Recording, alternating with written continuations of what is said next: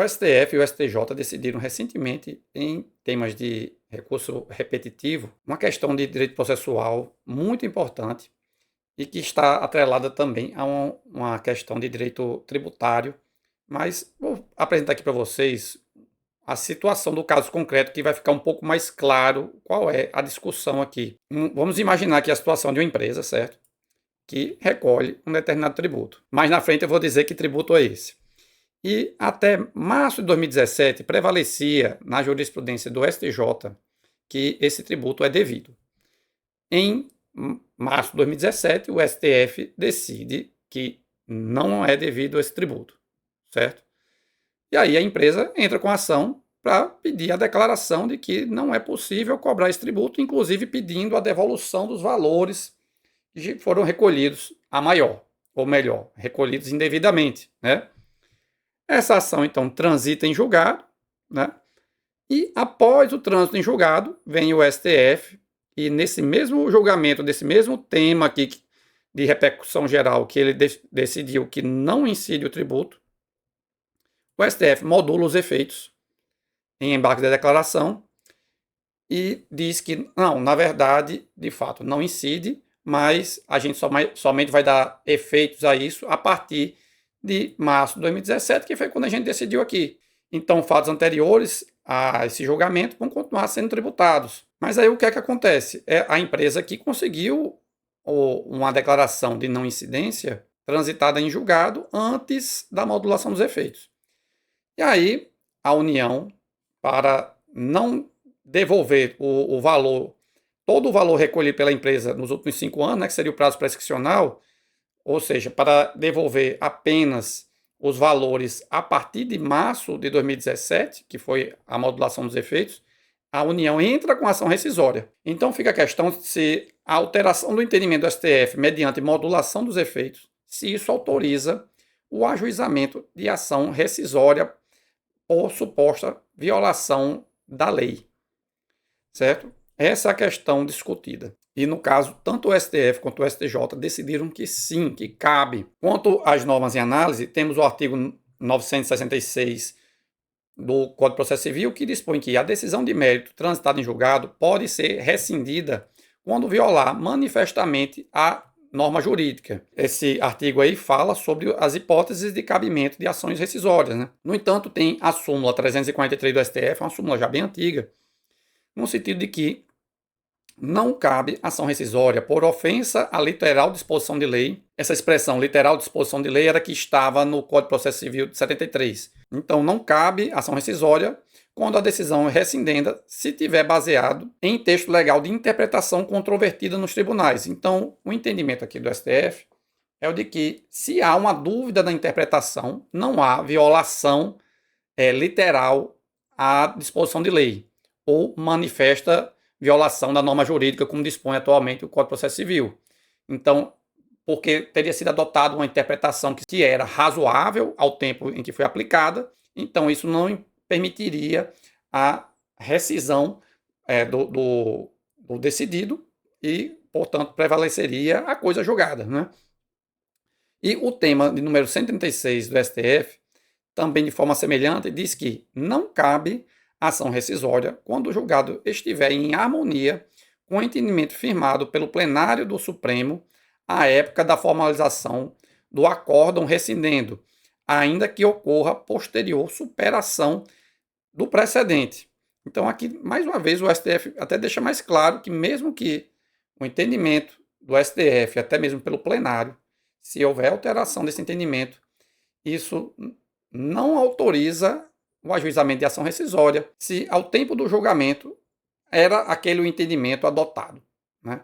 Então, uma alteração do entendimento do STF não permitiria uma propositura de ação rescisória. De outra mão, a gente tem a situação do artigo 535, parágrafos 5º e 8º do Código de Processo Civil, que fala sobre a impugnação ao cumprimento de sentença de pagar a quantia certa contra a Fazenda Pública, e diz que é um caso de inexequibilidade do título ou inexigibilidade da obrigação que a Fazenda Pública pode alegar justamente a situação em que o título executivo judicial está fundado em lei ou ato normativo considerado inconstitucional pelo Supremo Tribunal Federal ou fundado em aplicação ou interpretação da lei ou do ato normativo tido pelo Supremo Tribunal Federal como incompatível com a Constituição Federal em controle concentrado ou difuso.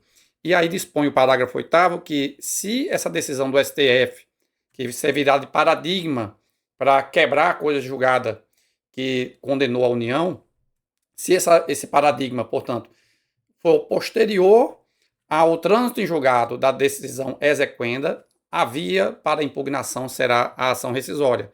Portanto, se a decisão do STF é anterior ao trânsito em julgado daquela ação anterior, que formou o título executivo judicial, que aí no caso aqui, é essa ação aqui, né? Portanto, se esse trânsito em julgado aqui tivesse acontecido anteriormente, se essa decisão, melhor dizendo, tivesse acontecido anteriormente a esse trânsito em julgado, tivesse acontecido, portanto, da seguinte forma, né? A via seria a impugnação, cumprimento de sentença. Mas como aconteceu dessa forma aqui, a via é justamente a ação rescisória proposta pela União. Ainda assim, essa questão é muito discutida. No caso, o ministro do STJ, Herman Benjamin, até disse que está muito longe de estar totalmente pacificada a questão do cabimento ou não de ação rescisória para aplicar decisão do STF em controle de constitucionalidade, quando a interpretação anterior à decisão do STF era controvertida ainda em tribunais, mas concluíram, no caso, no STJ, pela a possibilidade de propositura da ação rescisória, justamente com fundamento aqui no artigo 535, parágrafo 8º do Código de Processo Civil, que diz que, se após o trânsito em julgado da condenação houver uma alteração do entendimento do STF, isso permite a propositura de ação rescisória, né?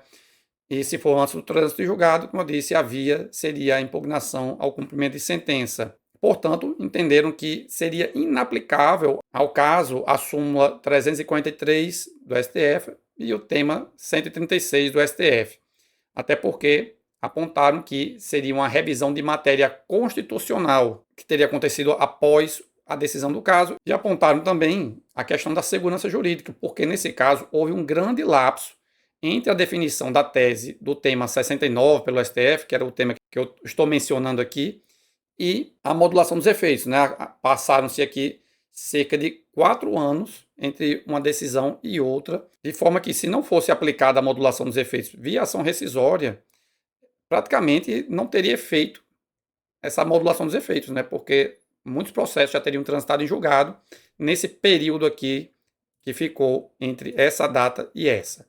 E como vocês veem aqui, a questão tributária envolvida era do tema 69 do STF, que é a da não incidência de PIS/COFINS, ou melhor, de não inclusão de ICMS na base de cálculo de PIS/COFINS, né?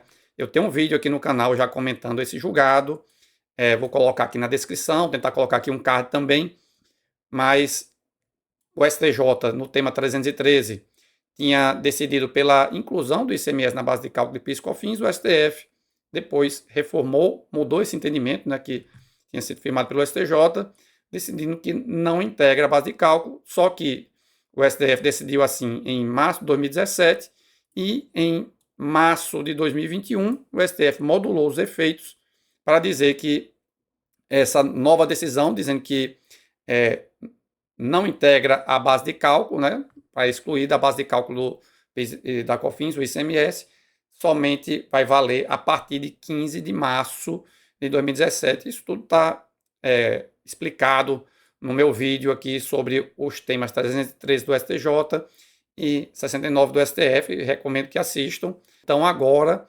temos esse entendimento de que cabe a aplicação da ação rescisória para limitar os efeitos de decisões que transitaram em julgado anteriormente à modulação dos efeitos. E, no caso, o STF, como eu já adiantei, decidiu no mesmo sentido, só que a linha de argumentação foi um pouco diferente. O ministro Luiz Roberto Barroso falou nos seguintes termos: No caso, como destacado pelo acórdão recorrido, sequer havia controvérsia sobre a aplicação do tema 69. Afinal, a definição sobre os efeitos temporais da tese só veio a ser fixada com o julgamento dos embargos de declaração, é dizer, não houve alteração de orientação, porque a primeira vez que o plenário do STF se manifestou especificamente sobre o tema da modulação dos efeitos foi ao apreciar os embargos de declaração do recurso extraordinário 574-706. Ou seja, o que é que está dizendo aqui?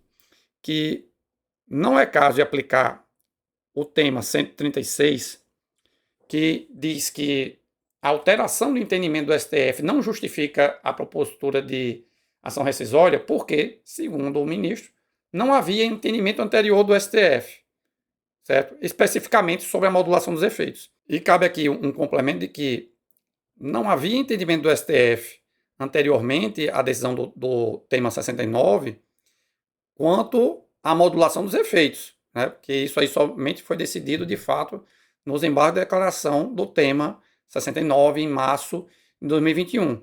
Porque antes do julgamento do tema 69, o STF já tinha decidido, por apertada maioria no caso, pela não incidência de PIS/COFINS sobre os valores recolhidos a título de ICMS. No entanto, na época, o recurso extraordinário não tinha sido afetado com repercussão geral, certo? E por isso mesmo que o STJ não tinha se vinculado ao entendimento quando decidiu o tema 313. Mas, enfim, a questão é que foi apontado que, ao tempo do trânsito em julgado, não havia qualquer decisão do STF quanto à modulação dos efeitos.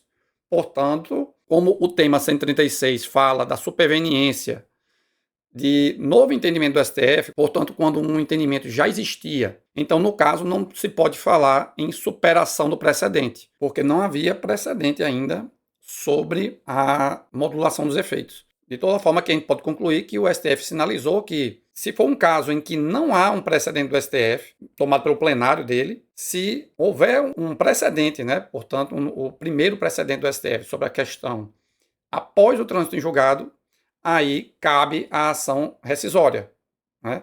Porque o que o tema 136 diz é que ele não cabe ação rescisória se já há entendimento firmado pelo plenário do STF. Então, no caso, o próprio STF apontou que, se não há precedente, cabe a ação rescisória na superveniência de precedente, portanto, em que não é caso de alteração de entendimento do STF, mas é caso de definição de entendimento do STF. Então, por isso, as teses ficaram assim fixadas. No tema 1245 do STJ, ficou consignado que, nos termos do artigo 535, parágrafo 8º do CPC, é admissível o ajuizamento de ação rescisória para adequar julgado realizado antes de 15 de maio de 2021 à modulação de efeitos estabelecida no tema 69 do STF.